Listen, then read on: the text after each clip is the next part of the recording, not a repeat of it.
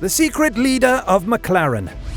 The dramatic transformation of McLaren from a team in the depths of chaos during the Formula One pre-season test to a team claiming a podium finish at the British Grand Prix is indeed a very exceptional and somewhat surprising accomplishment, and it's in a big way because of their new team principal. However, instead of jumping in celebration, he views this achievement as merely a step in the journey towards a more significant revival. How exactly did Andrea Stella manage to turn things around in McLaren?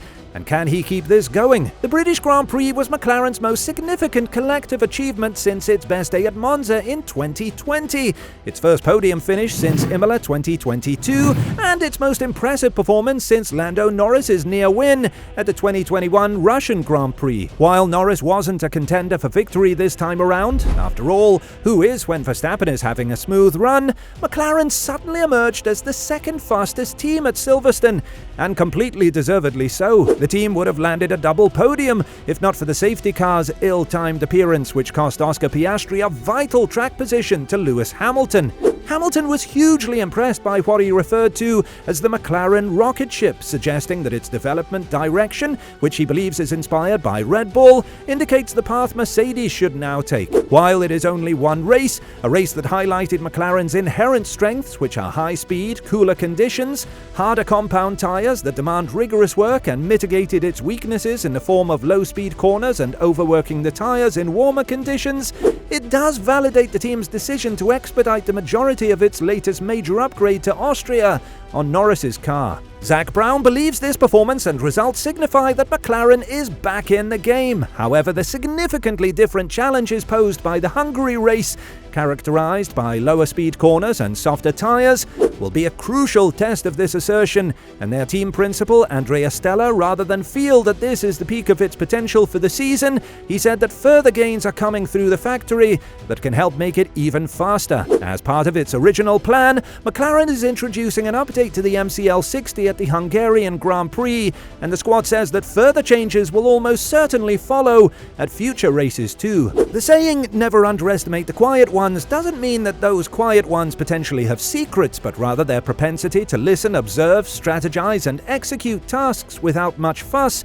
These are the traits that make them strong forces to reckon with. This statement certainly holds true for McLaren this Formula One season. Andrea Stella, their unassuming and softly spoken new team principal, has managed to trigger a remarkable transformation within a very short time frame. Stella's promotion to his current position following the departure of Andrea Seidel during the winter was a somewhat unexpected move. The Italian principal is not one to seek the limelight, seldom showing eagerness to interact with the media, a stark contrast from the larger-than-life personalities that Netflix has portrayed among his peers. However, perceptions external to McLaren significantly differ from the internal views of Stella's abilities, a fact that justifies why CEO Zak Brown immediately had him ascend the ranks and take charge of the F1 team when the opportunity arose. Though publicly reticent, Stella's rise from the head of race operations to performance director in 2018, then to racing director a year later, made him instrumental in developing the 2020 MCL 35,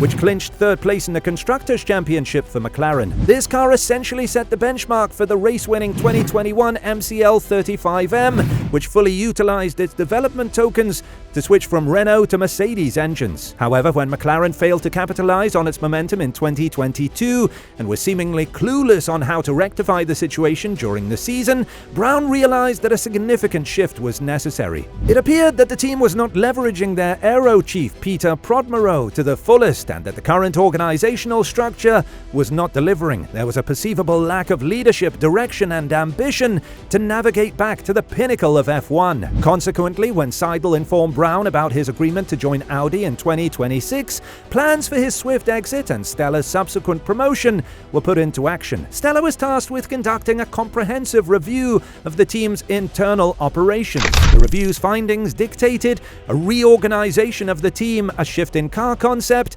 and as per one insider, to flex muscles and open checkbooks in order to recruit the right personnel to make a comeback. As of now, the outcome of Stella's strategic plan has been extraordinary. Despite commencing the season in Bahrain with one of the slowest cars, McLaren has witnessed a turnaround potentially more striking than Aston Martin's over the winter.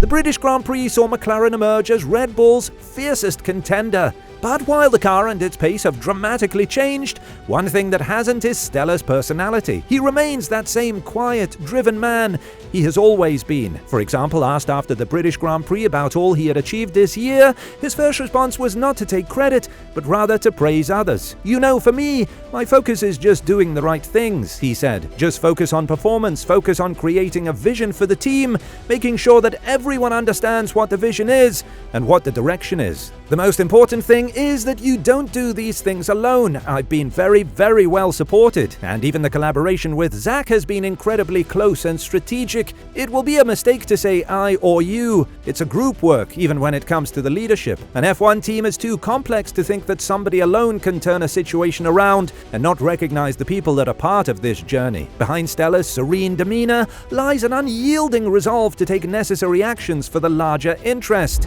The elbows and checkbook strategy has proven effective, as the team managed to recruit David Sanchez from Ferrari and Rob Marshall from Red Bull, who will join at the onset of 2024, once their gardening leave periods have concluded. They are slated to be part of a 3-member technical team, alongside the highly regarded aerodynamicist Peter Prodromou. Stella's insistence on having a trio to handle the car's technicalities meant that the former technical director, James Key, now headed for Sauber to reconnect with Seidel, was no longer needed. Sentimentality had no place in the team's restructuring. We wanted to establish a different model from a technical point of view, based on distributing the aerodynamic, car concept and performance, and the engineering and design function in 3 different areas, he explained. This is just a different way of working. It doesn't have to do with somebody in particular, it just requires a bit of a more distributed model when it comes to the technical organization. So that was the rationale. If we talk about the leadership that contributed to the change,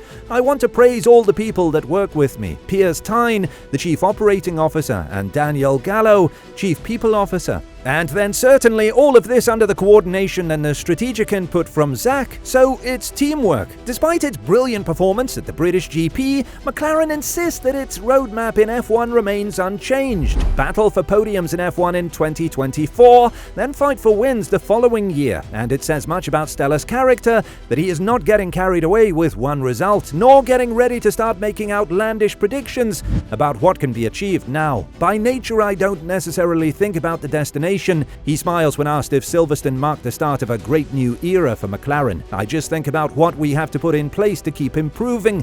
The way we talk about it internally is to let the results come to us. We just have to focus on what we need to do at a technical level, at a sporting level, at a financial level. That's our mindset. McLaren have something to work upon, and the next Grand Prix in Hungary will, in my opinion, further prove that the team have many things figured out, and they have a well-based plan. With a talented Lando Norris and Oscar Piastri, and especially under the guidance of Andrea Stella, McLaren is quietly moving forwards, and that's exactly why its rivals had better watch out. What do you think? Is Stella the main guy at fault for McLaren suddenly finding their way and starting to improve so fast? Let us know your thoughts and opinions in the comments below, and as always, thanks for watching Racing Zone. See you later!